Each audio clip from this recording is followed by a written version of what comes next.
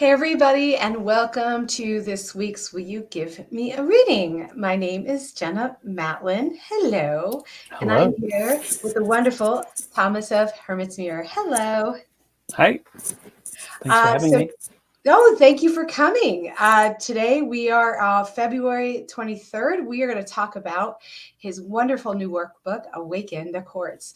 And we are going to get into it. We're going to have a really fun activity for those of you that are here live, or a really fun activity for those of you at home to do later. So welcome so much, Thomas, for coming. Thank you so much. I want to kind of get right into it. So can you tell us a little bit about, oh, hey, there's Jonathan. Can you tell us a little bit about who and what is Hermit's Mirror, and who and what is Thomas doing within Hermit's Mirror? So, Hermit's Mirror is my business name. So, Thomas of Hermit's Mirror is me. I'm a one-man show. I'm a tarot coach focused on helping people transform their divination as a tarot teacher, tutor, right? Working beyond just tarot to also explore Lenormand and see how the beautiful wide world of tarot can help you tap into lots of other things. So, I have tarot tableau, which combines Lenormand techniques with tarot cards to help you spruce up your tarot readings. As you know, my two decks, Lifeline Tarot and Lifeline Lenorical, both take a traditional, deck type and then add another layer for different types of divination. And then this latest book, Awaken the Court Cards, is about using the tarot and bringing in magic and correspondences and different reflective exercises to not only help you read tarot better, but also to bring the personas of the court cards to life within you so that you can, use them to get stuff done. Awesome. I think you're just prolific. I know that you've got so much going on. I'm like, where does this guy find the time like write and do all of these things? Hey, J Love. Hey, those of you that are going to be tuning in now and later. We're going to be here for the next half hour. And those of you who are live, then we're going to skip over and kind of do a reprise of this and have more fun over on Instagram at the half hour, just so you guys know. And you can find that on my Instagram channel, jennamatlin.com. So, who is this Awaken the Court Cards workbook? Who is it for? Like, who would be the person to get that? Yeah, so originally it was one page document that I was going to be sending to the students in my Awaken the Court Cards class, which is a class that looks at different ways of interpreting the court cards to bring them to life in your readings. And then I was like, oh, well, let's do this exercise or these exercises to help you feel the court cards, because they're really personalities, right? They're parts of us. And so, we resist some of them and we feel very natural with others. So awakening those, right? So it's people who are familiar with tarot. It's not their first time trying to read tarot, but they've got the basics down. For most people who have the basics down, the courts still seem to be a bit of a struggle.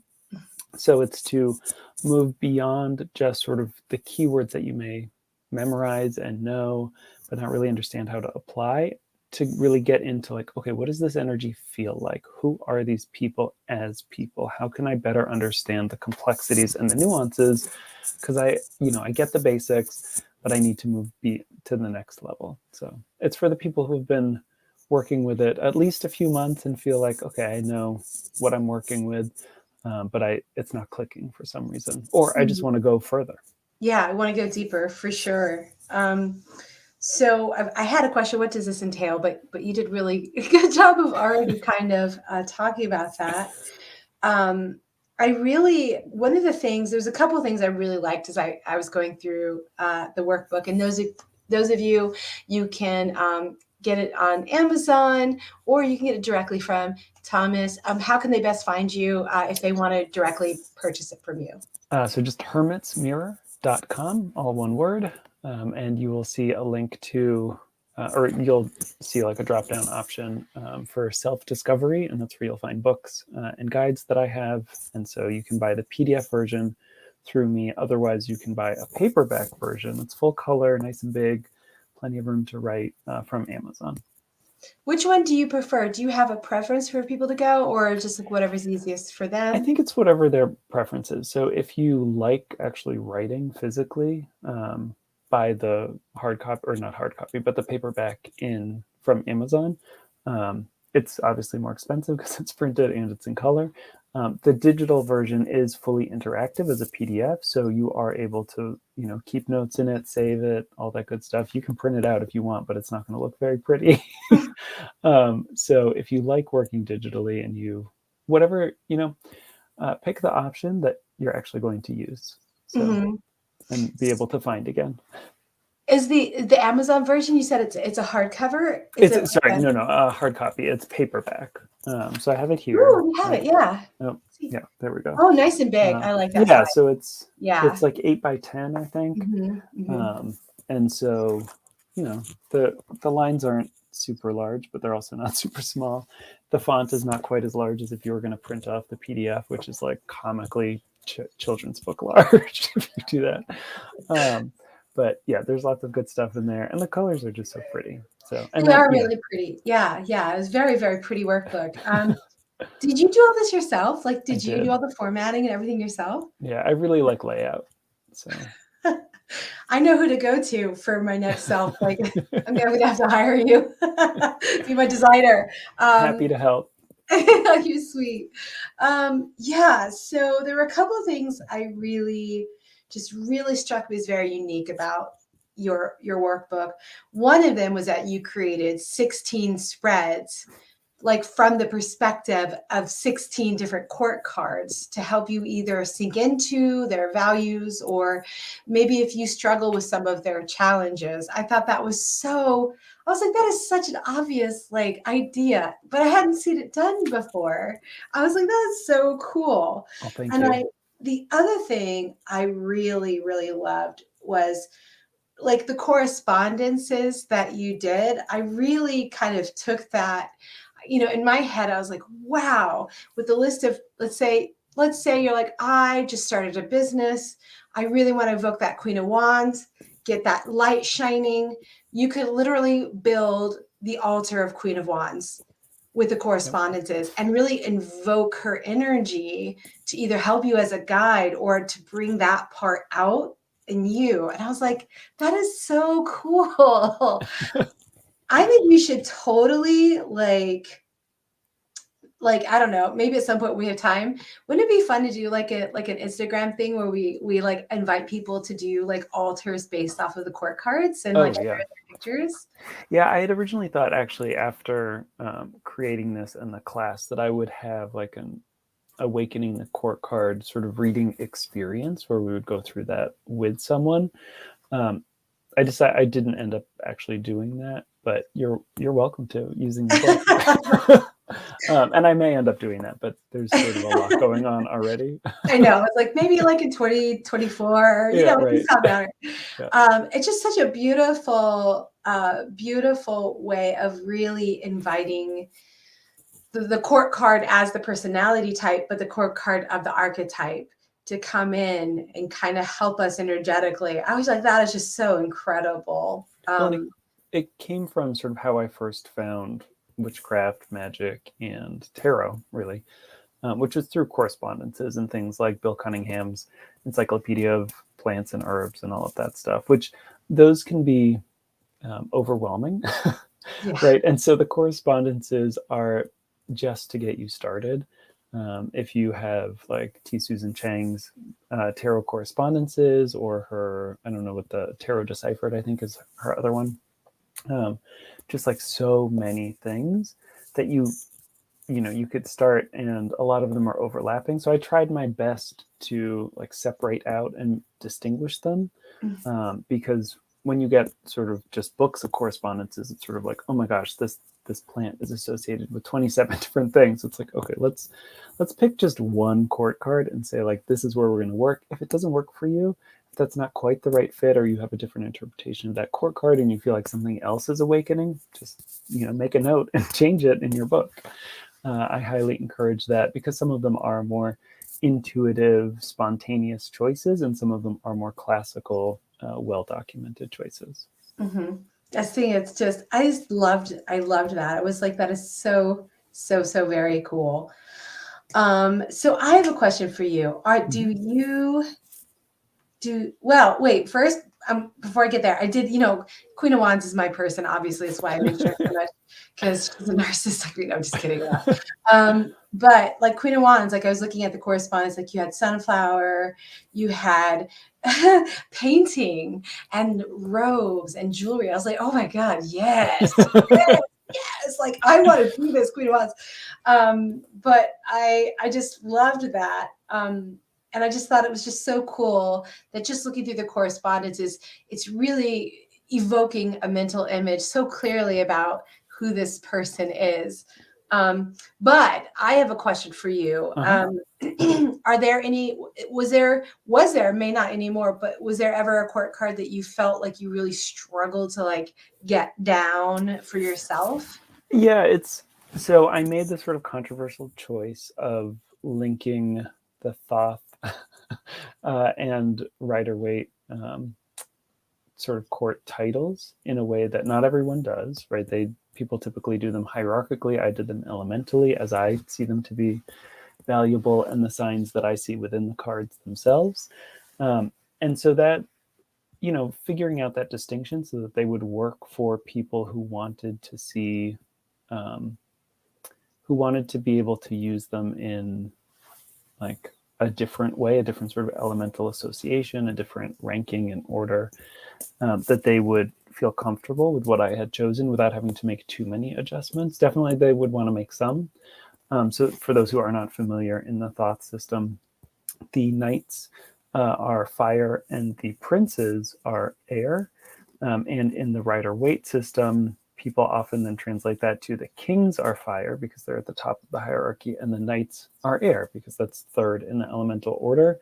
For me, I made the choice that the king is the thinker and the knight is the doer. And so the king is going to be air and the knight is going to be fire. And not everyone agrees with that. Not everyone in my class, when I first introduced these concepts to them, agreed with that. And that's okay. You just, you work with the things that make sense for those correspondences, and the ones that you think, this really belongs with the other guy, just switch them around. And I will say there were some of those sorts of slippages for the queens and the pages or princesses, which are the earth and water, more feminine energies. And they have a lot of similar correspondences and qualities. And so there are just these shades of gray within it, which is why I highly encourage experimentation and review and updating for your own personal practice. Awesome. Yeah, I love that. Like, and so just for those of you tuning in, like the elemental correspondences. So it's like Queen of Wands, right? Queen of Wands, which can have sometimes a gendered or a hierarchical connotation. But if you really take it out and look at it as a combination, which is water of fire, you're really getting to a beautiful kind of sense of energies while really pulling out some of the traditional aspects that can be problematic for some people. Mm-hmm. So I really like that you, and I saw that in the workbook as well. And I thought that was just a beautiful touch. So is there anything else you want to share before we get into this one of the many other activities, which is the Windows of the Soul? Was there anything else you wanted to get into? No, I just want to say this activity is probably the shortest in the exercise book, so it makes it good for this platform. Yeah, but there's like a lot of stuff to work with, and there's some examples for people who are unfamiliar, like working with the Queen of Shadow or the Queen of Wands shadow aspect if you use the astrological decan system from Thoth, as I do. And so you get to see how some of that plays out. And, it's not just like, here's a thing. It's totally abstract and there's no real context to it, which I think does happen with some people who are creating exercises. Like they never do the exercise. They haven't thought through, like, what does this look like in real life? And that's something that I've worked very hard in my tarot life and in my non-tarot life to make sure the things that we're encouraging people to do actually like lead to experiences that we would expect them to have. So yeah. That's awesome. Thank you for saying that. Yes, this is the shortest one, but it is like the one we can do. Yeah, exactly. But you're right. I like the shadow aspect too. Of course, I looked at the Queen of Wands shadow. I was like, I'm feeling called out and not. flip. It's You didn't like want to take a bath?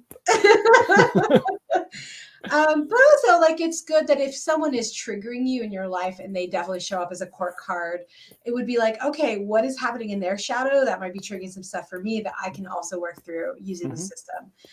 I really feel like Awakening the Court Cards, like the workbook is, it's really good. I'm like, don't undersell this. You guys, this is really an amazing workbook that has a lot of self-care and like self-work. And I love how you've combined the Thoth and the RWS, which a lot of people don't do or they're not comfortable with it. But you seem to very easily kind of jump between those two worlds in a way that helps everybody. So thank you. Well, thank you. That means a lot as someone who knows the court cards as well as you do. Oh, yeah. I was like, oh my God, look at this, look at this, look at this, look at this. This is great. So let's get into the windows of the soul. So how this is going to work? Do you want to kick us off and talk about the activity as I pull this up? Sure. So the idea of the windows of the soul is that you are focusing on the eyes and or eyebrows of the just that are evocative and that help you get straight at personality or concepts in a way that, thinking of someone as a whole person, you might get overly complicated or overly nuanced. And so one idea was to almost create like a mini court card deck for yourself using just eyes and say like, what is coming through with the with these particular eyes that I've chosen that evoke something within me, and then what sorts of qualities do those map onto in terms of rank or in terms of suit. And then it's a fairly abstract exercise, but if you really like the pairings, then just print them out and create your own little court card deck, almost like flashcards or just to play with, and you can mix and match it with the there's a colors sort of exercise, and you can do some fun things with that too. Thank you. So we're going to kind of go through as many as we have time for today. But here's our first set of eyes. If you are tuning in, you can guess. We'll tell you at the end who this is. So how might someone begin to get a feeling of who this court card might be just by the eyes? Yeah, so I would say, right, like where are they looking from? For most of these, in this case, they're all looking forward. But like, what's the nature of their eye? What does it evoke in you? Because the eyes are quite evocative, right? This is how we typically get to know people. So is there like a curiosity here that might associate more with like the pages or princesses, right, who tend to be curious and exploring? Is there a sort of masterful quality that might suggest some sort of kingly energy? Is there something a little seductive or charming that you might find from the queens? And like, who, just on a gut instinct, who does this person feel like, whether the famous person that they're coming from or not? And so, yeah, I'm curious for you, Jenna, like what emotions or ideas are sparked for you? This is so fun. Okay, well, I would say on first blush, I might get like a Wansian, but I think that's a trick. I think it's a trick because what I see is a very Swordian kind of direct view and a real strong intelligence. I feel there's definitely, even though this person obviously has red hair, but I feel that there is not much misses this person. Yeah. And I get more of a night energy, like very, very active. So if I were to give this a court card, I'd really pay Page or Knight of Swords, actually. Yeah, no, I love that. I would not have thought of Knight, and I think that's what's so fun about working with the court cards, right? Is that we have these, different distinctions. There's no right answer to this exercise, right? It's very personal.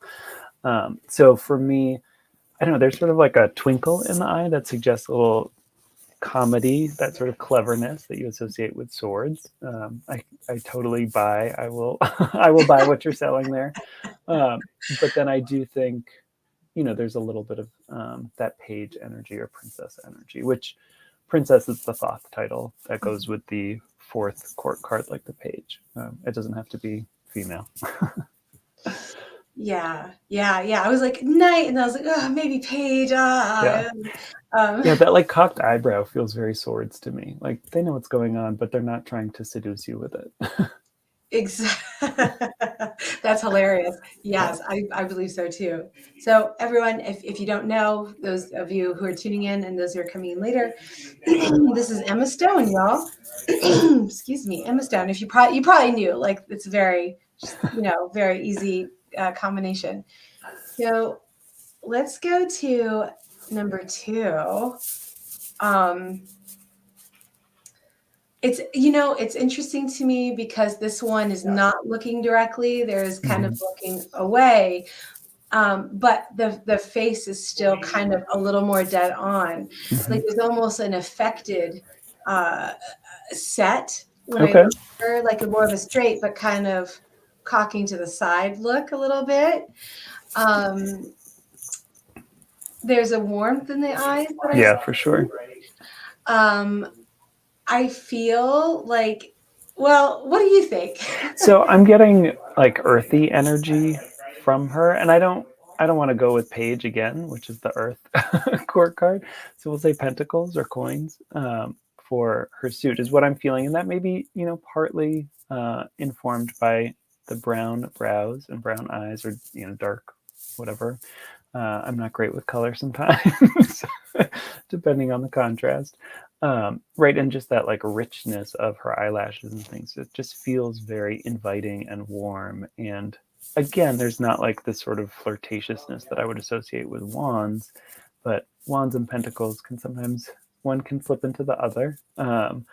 So I'm thinking pentacles in this case. Yeah, yeah. I think this is someone well on their way to being queen energy, though. Yeah, Like, yeah, queen energy is coming. yeah. Yeah, and Jonathan got it. It's Emma Watson, y'all. But yeah, there's a warmth, and yeah, not as like direct as the first Emma in that like, haha. Um, there was something else I wanted to say, but I couldn't remember. Something that feels very caretaking of others that I Hmm. kind of get in that. For me, is that Pentacles, very grounded. Yeah. And I think that's also in her like indirect look, which obviously there are photos of Emma Watson looking directly at the camera. But as you pick eyes that evoke meaning for you, right? What is coming through? And I think that concern for her surroundings and sort of who's in her environment feels very Queen of Pentacles, because no one's going to care for the rest of her world as much as the Queen of Pentacles, I think. I think we should follow up and look up what their astrological signs are. I'd be so Oh, curious. okay. Yeah. That's going to be the follow up. So let's do. And we have this lovely lady here. Um, I don't think I've ever just looked at her eyes. They're very fascinating. Yeah. Yeah, there's a richness to her eyes as well. I will say that there seems to be some depth too, so I might go with cups, even though right she has sort of similar coloring in terms of eyes and eyebrows to Emma Watson. What do you think as far as are you getting Queen from her or someone else? I'm getting king. Yeah, This is the king. yeah, Yeah, I'm getting king. Man, I feel like this is a tough one for me, like because I definitely feel that I don't know. I will say for the King energy, that feels really strong for me, just because she is looking dead ahead. There's sort of no um, guise to her, right? There's like no real trick, right? She's not trying to convince, or she just is there, and she knows what's going on. There's like And no getting by her. yeah, yeah, there's no desire, need for affectation. Like Hmm. when I look at this face, I see someone who, I mean, this person's done a lot of spiritual work. Hmm. Like is what I immediately sense. Just like I just like when I was like an owl, like a wise owl or a wise So Jonathan says, the eyes pull you in. So he's saying King of Cups, and I That's feel like we're kind of heading that way too. What yeah, do you yeah. think? I feel Yeah, King of Cups too. yeah. It Yeah. helps to know who it is, but still. So this is Oprah, everybody. Yeah. um, so, oh, we get to our first male friend here. Very interesting. Very, very interesting set of eyes and eyebrows. Yeah, I had Um, never noticed that about his left eye. The yeah, the I'm wondering if it was multicoloring. like an old eye injury. Mm. So in terms of like, I have to So say, I don't feel like king or queen like that. Like I mm-mm. feel more I of feel like like a night. knightish. Yeah. Yeah. And Even I think page, that what a the page. idea of the injury is interesting there, right? Like the knight goes into battle. And so you may see some of that reflected, right? And you have a little bit of eyebrow hair missing, almost like a scar. Right. So you get that sort of like battle tested eyes and eyebrows. Yes. Oh, thank you so much for that insight with the eyebrow. I didn't even notice that, but you're right. Very, very knight-like. Um, hmm. I would say too soft for wands. Like it doesn't really have the spark in it. Those Yeah. eyes. I would even say, oh, Jonathan Henry, yes, yes. My gut would actually be Knight of Pentacles, actually. Oh, okay. I was yeah, it doesn't have quite he doesn't have quite the like allure of a Knight of Cups. But I was sort of going that way. I think Knight of Pentacles, I don't know, there's something like sturdy about him and his face that feels I could I could get behind that. Jonathan said Knight of Pentacles too. Yeah, like there's something that's hmm steady, but also I feel like this is somebody who's not very easy to get to know. Like very Mm, much like I'm very nice guy, like I'm easy to kind of get to know on a surface level, but who's below that I really keep close to my chest, hmm. is kind of the vibe that I get when I look at this individual.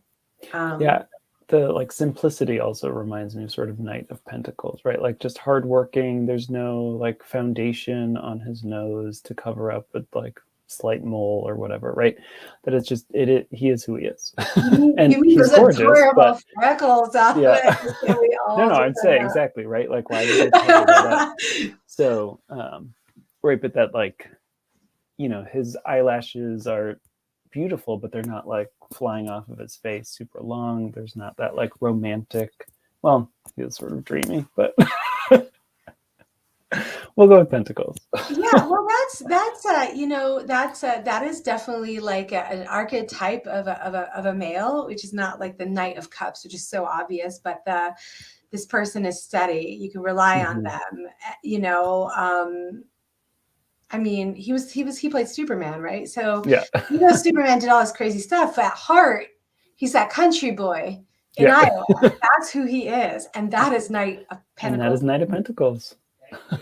We should take this show on the road. Oh, we should. So Well, let's we may do have to soon. so let's do one more and then we'll wrap up. And for those of you that are live, we're gonna just jump over to Instagram and have more fun and play with this with others. So the last one we're gonna cover here is this one. And you can guess who that is. We did some switches around, but what's the vibe you're getting with this one, Thomas? There's sort of like a playfulness that, again, I want to sort of say page. But there's I don't know, there's that like depth of wisdom in those eyes as well, which I don't know if that's like a page of cups or if that's maybe I was gonna say we already had page of swords, so let's not go back there. Yeah, I feel like so much kindness mm-hmm, radiating out of those eyes and really like maybe it's done a lot of work to be comfortable with themselves. mm-hmm. Um, Yeah, Jonathan says Page of Cups. I could see that. I could see Page of Cups there. Just there's an earnestness I sense Hmm. here. Yeah, I was going to say, are you feeling more like coins or pentacles? Yeah, I could pretty much go either way with Page of Cups or Page of Pentacles, to be honest with you. I Um, think so. Just like what I think is interesting about this as you do it for yourself, right, is that you see where some of these things overlap. Like there are a lot of similarities between the things that we associate with pentacles and cups, that like kindness and caring for others, and that sort of like, the heaviness of those elements is like dense things compared to earth and fire, with the swords and wands. And so I think it just like, even if it's hard to associate with one set of eyes with um, one court card, you get to see all of these interlinking qualities that just help you better understand, like, okay, what divides cups from pentacles, and where do they overlap? oh my God, I just had another idea. Like thinking about what you just said and then thinking about what we're doing. Like we could do something where it's like eyes and then like cutting the face up into thirds, like the mouth, the nose, and the eyes, Yeah. and how each of them could be a different court card. So you're like getting the stacking function. Oh, fun. Yeah. I know, right? Like Yeah. their mouth is big and she won't shut up like Queen of Wands, but their eyes are, I don't Yeah. know. Like I think that'd be really. Let's play around with that another time. Okay. So yeah, this last person that we've done here, I believe. Please don't kill me if I'm wrong. This is Michael Ealy. For those of you who know who that is, and I feel like half the people we chose, I'm like, I'm old. Who is this? I don't know. So hopefully you know. Um, But there's one last thing I want to kind of say about the court cards that I've noticed, as a professional reader, really is around that we may have like our main kind of court card type, but then who we are under stress becomes a different court card type, and Interesting. who we are in love. So I feel like that we have a standard typical, thing, but then when we feel stressed, who's showing up? Like when I do a lot of love readings, one of the first insights I saw as a professional reader was like you'd get Queen of Cups, and then immediately next to it was Queen of Swords. And I was like, oh my God, this is like, are you familiar with IFS, Thomas, Internal Family Systems? Mm-mm. Oh, Oh, actually, that sounds vaguely familiar, but oh my goodness, you and I have some chatting to do because I have ideas. But yeah, so you have like the inner queen, right? Like who this person is, but maybe because of trauma or stress, an outer queen has kind of calved off. So in readings, there's a lot of like, oh, these two core cards, there's an integration that needs to happen for this person to really be able to move forward. And I feel so much of your workbook can help people see when those parts show up and how to work them. All right, so we're going to go over to Instagram for those of you going to jump over with us next week. Y'all need to come here because Marion Kay is going to be on, and we're going to talk about how not to be a tarot Karen. So y'all going to be bringing that popcorn and eating it and coming in because we are going to talk about how to not be a tarot Karen. So until then, we will see you next week, or we'll see you on Instagram. And lots of love to all of you. And again, thank you, Thomas. Again, Awaken the Chords. We can get it on his website. It's just his businessname.com or on Amazon. Go and have fun, y'all. thank you so much for Bye. having me. You're welcome. Bye.